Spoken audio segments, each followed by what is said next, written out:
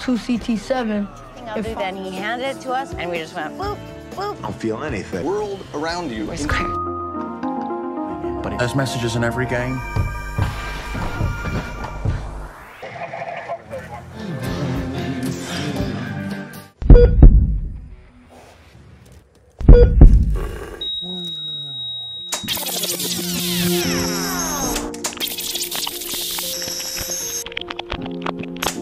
Nah, kita sudah lihat gimana narkoba begitu ngerusak hidup penggunanya.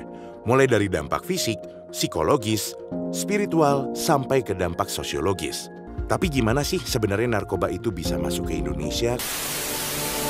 Dibuat dari hasil investigasi, ya. Baik mereka dari Iran, kemudian dari Myanmar, atau dari Thailand, ya, lewat laut, ya, atau langsung dari China, dari Hong Kong, lewat laut, atau dari Iran, itu masuk ke tempat kita, kemudian persebarannya ke seluruh Indonesia, jalurnya. Kalau kita lihat angka prevalensi ini, Sumatera Utara paling dominan, ya, yang ada. Kemudian nomor 2 itu ada di Sumatera Selatan. Nomor 3 DKI Jakarta. Untuk layanan rehabilitasi baru 10.5 di Indonesia, 10,5. Lalu, gimana sih caranya menangani kasus narkoba yang semakin hari semakin bertambah?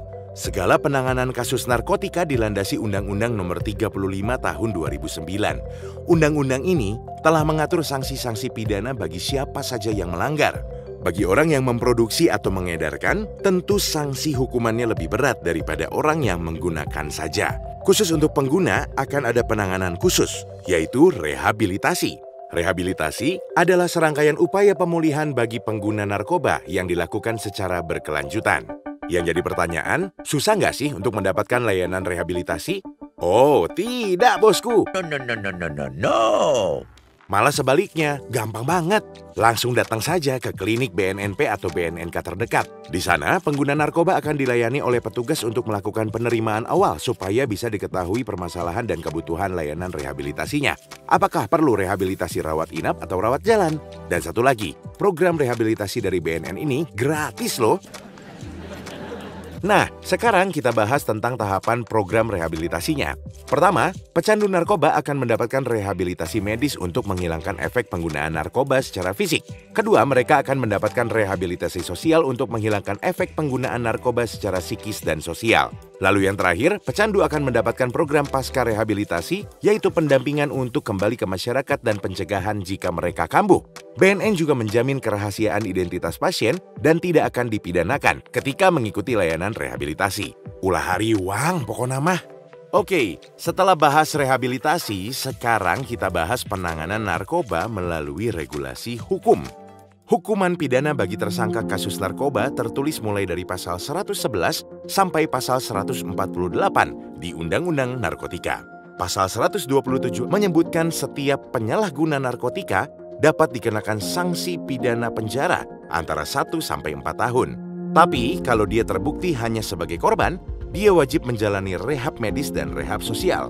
Khusus bagi orang yang mengedarkan narkotika tanpa izin pihak berwenang, bisa dikenakan sanksi pidana penjara antara 2 sampai 20 tahun, bahkan sampai pidana mati atau penjara seumur hidup. Sesuai Undang-Undang Nomor 35 Tahun 2009, mekanisme dan prosedur penanganan kasus narkotika adalah sebagai berikut. Pertama, tersangka ditangkap beserta barang bukti. Kedua, penyidik menghubungi kejaksaan tentang status barang bukti. Ketiga, barang bukti diserahkan ke lab forensik untuk diteliti.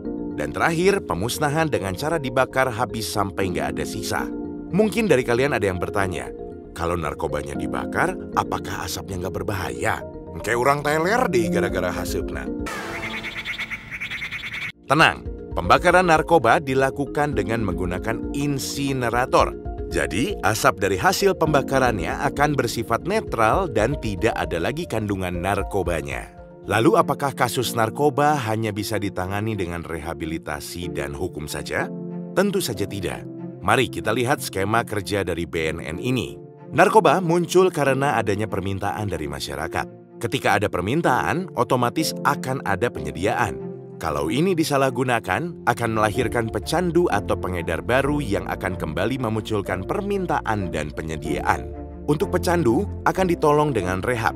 Sedangkan pengedar akan diberantas dengan hukum yang berlaku. Tapi lingkaran permintaan dan penyediaan tidak akan berakhir kalau permintaan dari masyarakat selalu ada. So, dibutuhkan penanganan secara komprehensif dan partisipasi dari masyarakat luas. Nggak cukup hanya dari pemerintah dan instansi tertentu. Seperti peribahasa Sunda, kacai jadi salewi, kadarat jadi salogak. Urang teh kudu kompak. Bagaimana masyarakat dapat membantu menangani kasus narkoba ini? Menurut hasil penelitian UNODC, unit terkecil dari masyarakat yaitu keluarga dihitung sebagai tolok ukur keberhasilan. Selain itu juga, keluarga adalah lingkungan pertama di mana seorang anak dapat bertumbuh. Kalau anak itu tumbuh dalam keluarga yang sehat, resiko dia pakai narkoba menjadi kecil. Karena itu, pada tahun 2021 ini, BNN akan fokus mencegah pengedaran narkoba mulai dari ruang lingkup keluarga dan sekolah supaya dapat mengurangi permintaan dan penyediaan narkoba, serta mengurangi kerusakan diri terhadap narkoba. Hayu kita sama-sama edukasi dini mengenai narkoba. Salam sehat tanpa narkoba.